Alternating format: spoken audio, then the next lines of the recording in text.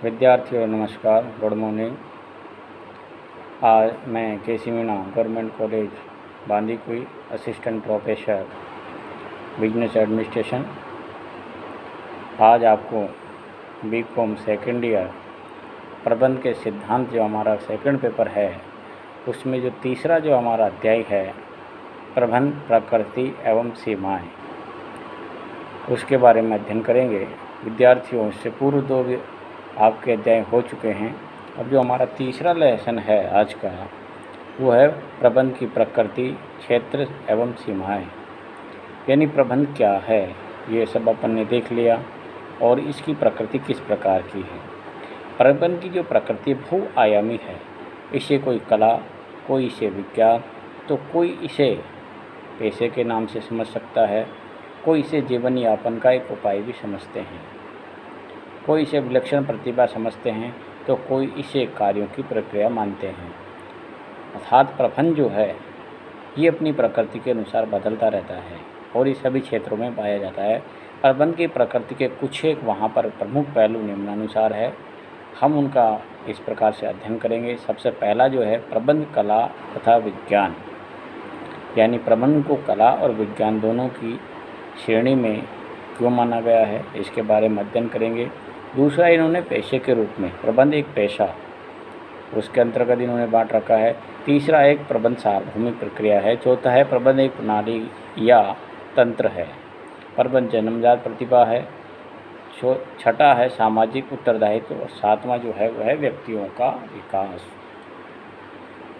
ये जो क्षेत्र अलग अलग उन्होंने डिवाइड कर रखे हैं, ये प्रबंध की जो कार्य हैं, प्रबंध की जो प्रतिभा है, इन सब के आधार पर इन्होंने इनको अलग अलग भागों में बांटा है। सबसे पहला जो है वह है प्रबंध कला तथा विज्ञान। प्रबंध कला है या विज्ञान है, प्राय एक विवादास्पद जो प्रश्न है ये रहा है और इस प्रश्न के हल हेतु हमें प्रबंध के वर्तमान स्वरूप एवं परिस्थितियों को ध्यान में रखकर वहाँ पर इसका अध्ययन करना पड़ेगा। सबसे पहले हमें कुछ पहलुओं का विश्लेषण करेंगे, इसके बाद में हम ये तय कर पाएंगे या ये तय हो जाएगा कि प्रबंध कला है या विज्ञान है। नंबर 1, क्या प्रबंध एक कला है? नंबर 2, क्या प्रबंध एक विज्ञान है? नंबर 3, क्या प्रबंध कला एवं विज्ञान का संगम दोनों है? अब पहला जो है वो आपका क्या प्रबंध एक कला है। प्रबंध जो है वो एक कला मानी गई है। कला का अर्थ ये कहना चाह रहा है कि अध्ययन व अनुभव से प्राप्त ज्ञान या चातुर्य के उपयोग से कार्य को करना ही कला है। अर्थात कला क्या है? जो कुछ भी अध्ययन किया है किसी भी विषय के संबंध में या क्षेत्र के संबंध में और जो कुछ अनुभव प्राप्त किया है, उस अनुभव से जो ज्ञान प्राप्त हुआ है, जो चातुर्य है, उनके आधार पर उनका प्रयोग करते हुए कार्यों को संपादित करना ही वहाँ पर क्या है? कला है। इसलिए प्रबंध को उन्होंने कला की संज्ञा माना है। दूसरा, जैसे अब आगे अपन देखें, कार्ल लिसले जो एक प्रबंध अर्थशास्त्री है, उन्होंने वहाँ पर प्रबंध को जो परिभाषित किया है उस तरह का है, इच्छित परिणामों की प्राप्ति के लिए चातुर्य या ज्ञान या का व्यवस्थित रूप से उपयोग करना ही कला है। ये हमारे कार्ल लिसले ने एक परिभाषा दी है या उसको परिभाषित किया है कि इच्छित परिणाम, जो कोई भी व्यावसायिक संस्था स्थापित होती है वह अपनी संस्था के जो उद्देश्य होते हैं उस उद्देश्यों के आधार पर इच्छित परिणाम प्राप्त करने के लिए उस चातुर्य ज्ञान का व्यवस्थित रूप से उपयोग करते हैं, जिसको अपन ने वहाँ पर क्या है? कला के नाम से डिफाइन किया है या प्रबंध के नाम से उन्होंने जाना है। किसी भी क्षेत्र में, चाहे वो राजनीतिक हो, सामाजिक हो, वैचारिक हो, व्यावसायिक हो, सभी क्षेत्रों में जो व्यक्ति अपने चातुर्य का और ज्ञान का उपयोग करते हुए अपने इच्छित परिणामों को प्राप्त करने की कोशिश करते हैं, वे सभी वहाँ पर क्या है? प्रबंध आर्ट के रूप में देखने को माने जाते हैं या देख सकते हैं। टेरी ने भी इसको परिभाषित किया है और कहा है, चातुर्य के प्रयोग से इच्छित परिणाम प्राप्त करना ही कला है। यानी अपनी इंटेलिजेंस, अनुभव, अध्ययन, इनके आधार पर किसी भी क्षेत्र में जब आप काम कर रहे हो और वो कार्य इस प्रकार होना चाहिए कि आपके जो इच्छित परिणाम है, जो आपके उद्देश्य हैं, उनके अनुसार जो कार्य करना है, वो सारी कला के अंतर्गत समाहित है। बर्नार्ड ने भी इसको परिभाषित कहा है कि अध्ययन, अनुभव, ज्ञान, चातुर्य तथा सिद्धांतों आदि के व्यवहारिक उपयोग से इच्छित परिणामों को प्राप्त करना ही कला है। यानी जो व्यक्ति किसी भी क्षेत्र में अध्ययन करता है, अध्ययन के पश्चात उसको ज्ञान होता है, वह कुछ अनुभव करता है और इनके आधार पर वह अपने चातुर्य तथा सिद्धांत का पालन करते हुए या उनको उपयोग करते हुए अपने जो भी इच्छित परिणाम हैं उनको प्राप्त करता है, तो हम उसको वहाँ पर जो है प्रबंध के अंतर्गत चातुर्य मान सकते हैं। अब कला के कुछ एक प्रमुख विशेषता हैं, वो इन परिभाषाओं का अध्ययन करने के पश्चात सामने आती है। वो क्या है? जैसे सबसे पहला है अध्ययन, अनुभव, चातुर्य, सिद्धांतों के प्रयोग से इच्छित परिणाम प्राप्त करना। कला ज्ञान का व्यवहारिक पक्ष है। अभ्यास से कला में दक्षता प्राप्त की जा सकती है। कला का प्रत्यारोपण या हस्तांकन नहीं किया जा सकता, यानी कला जो है दूसरे व्यक्ति को सिखाई जाती है, उस व्यक्ति से उसमें ट्रांसफर नहीं हो सकती। कला सृजनात्मक होती है। कला मानवीय है। कला कार्य निष्पादन से संबंधित है। कला संबंध संचित नहीं की जाती है, ये ऑटोमेटिकली में आदमी के ज्ञान, अनुभव और अध्ययन से ही वह उसमें सर्जित होती है। कला संचित नहीं की जा सकती। क्लियर? कला से 100% सत्य सिद्धांत नहीं होते हैं, यानी कला के जो 100% सत्य के जो सिद्धांत है वो नहीं, पूरे सिद्धांत नहीं होते हैं। और कला एक अवधारणा से विकसित होती है। कला क्या है? एक अवधारणा है। जो व्यक्ति किसी दूसरे व्यक्ति को उस क्षेत्र में कार्य करते हुए देखता है तो उस कार्य के आधार पर उसके मन में एक विचार उत्पन्न होता है और उस विचार के आधार पर ही वह व्यक्ति उसके बारे में कुछ अवधारणा दे देता है। पीटर ड्रकर ने लिखा है, प्रबंध व्यवहार कला है, ना कि विज्ञान। प्रबंध जो है व्यवहार के आधार पर एक कला है, ना कि विज्ञान है। टेरी तथा फ्रैंकलिन ने भी इसको परिभाषित किया और कहा है, प्रबंध कलाओं की कला है क्योंकि ये मानवीय कौशल का संगठन एवं उपयोग करता है। यानी प्रबंध जो है कलाओं की कला है।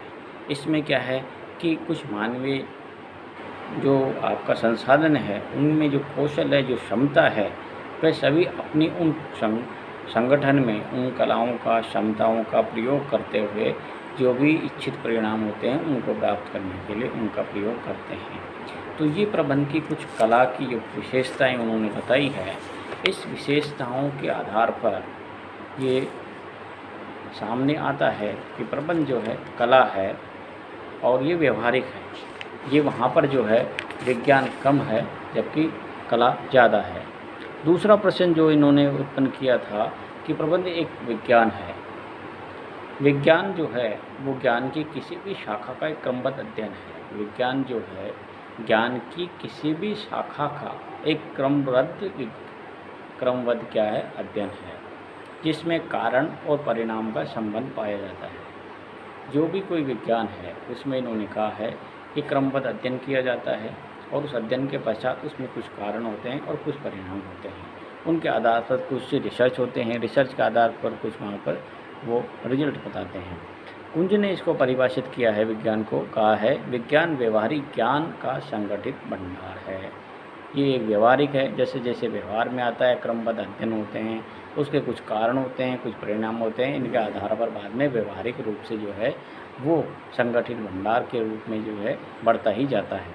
विज्ञान की विशेषताएं क्या क्या हो सकती है? नंबर जैसे पहला है, विज्ञान किसी भी विषय का उद्देश्य परक अध्ययन है, यानी किसी भी विषय से संबंधित वहाँ पर आपको कोई रिसर्च चाहिए, कोई इनोवेशन करना हो तो पहले क्या है कि उस उद्देश्य के आधार पर उसका अध्ययन करना पड़ेगा।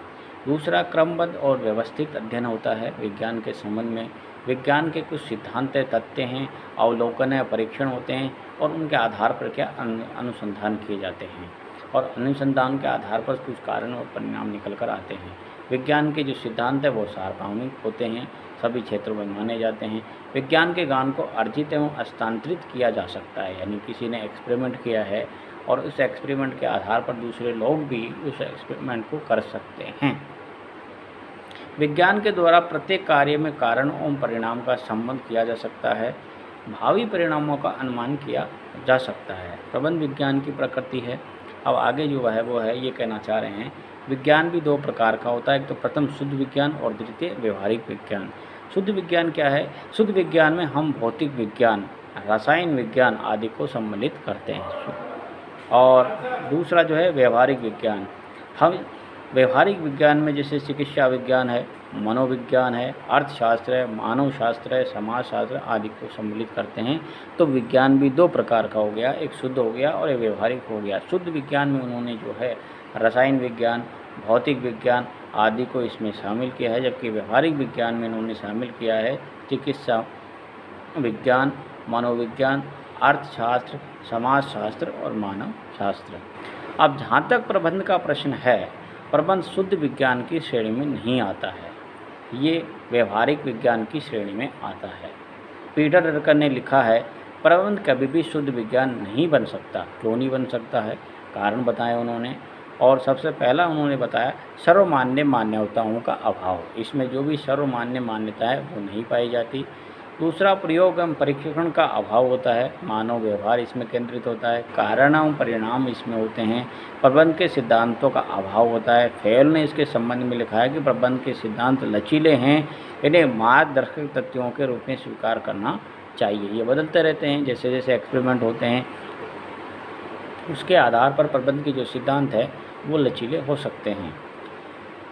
ये गतिशील वातावरण है जो वातावरण के अनुसार पर आगे प्रगति करता रहता है। अध्ययन का व्यक्तिपरक है, वस्तुपरक नहीं होता है। जो अध्ययन किया जाता है वो व्यक्तिगत किसी व्यक्ति को केंद्रित करके अध्ययन किया जाता है, वो किसी वस्तु पर अध्ययन नहीं किया जा सकता। अनेक विषयों से प्रभावित विषय है ये। अब टेरी और फ्रैंकलिन ने ये बताया कि ये वास्तव में एक सामाजिक विज्ञान है। कुछ लोग इसे सरल विज्ञान के नाम से भी पुकारते हैं। आगे तीसरा जो निष्कर्ष निकल कर आ रहा है, प्रबंध कला एवं विज्ञान का सम्मिश्रण है। कार्ल लीसले ने लिखा है, विज्ञान एवं कला साथ साथ चलते हैं। कुंज ने लिखा है कि प्रबंध करना एक कला है, जबकि प्रबंध शास्त्र ज्ञान की शाखा है जो प्रबंध की कला के लिए आवश्यक है। ये दोनों ही एक गाड़ी के दो पहिए हैं और या एक ही सिक्के के दो पहलू हैं, यानी ये जो दोनों हैं साथ साथ चलते हैं। और विज्ञान नहीं है तो कला भी नहीं है, क्योंकि इसमें कारण परिणाम और इच्छित परिणामों को प्राप्त करने के लिए अनुसंधान वगैरह किया जाते हैं, सिद्धांत होते हैं, क्रमबद्ध अध्ययन होता है। इसी कारण क्या है, एक दूसरे से जुड़े हुए रहते हैं। संक्षेप में ये कह सकते हैं कि प्रबंध कला एवं विज्ञान का संगम है। ये क्रमबद्ध ज्ञान से संबंधित व्यवहारिक विज्ञान है जिसका प्रबंधक अपने कार्यों में अपनी चतुराई से उपयोग करता है। इसलिए प्रबंध जो है वो कला भी है और विज्ञान है। ये प्रबंध जो है कला और विज्ञान दोनों का समायोजन है, सम्मिश्रण है, क्योंकि जो भी कार्य किए जाते हैं उन दोनों कार्यों को करने के लिए चतुराई होती है और इच्छित परिणाम होते हैं। इसलिए इसको प्रबंध को कला एवं विज्ञान दोनों का सम्मिश्रण माना गया है। अब हम अगले जो हमारा अध्याय रहेगा उस अध्याय में हम जो है प्रबंध के जो पेशा है उसके संबंध में अध्ययन करेंगे। तो प्यारे विद्यार्थियों, आज का टॉपिक कैसा रहा? गवर्नमेंट कॉलेज बांदीकुई के इस चैनल से जुड़े रहें और हम फिर आएंगे आपके लिए नया एक अध्याय लेके। और धन्यवाद। Thank you.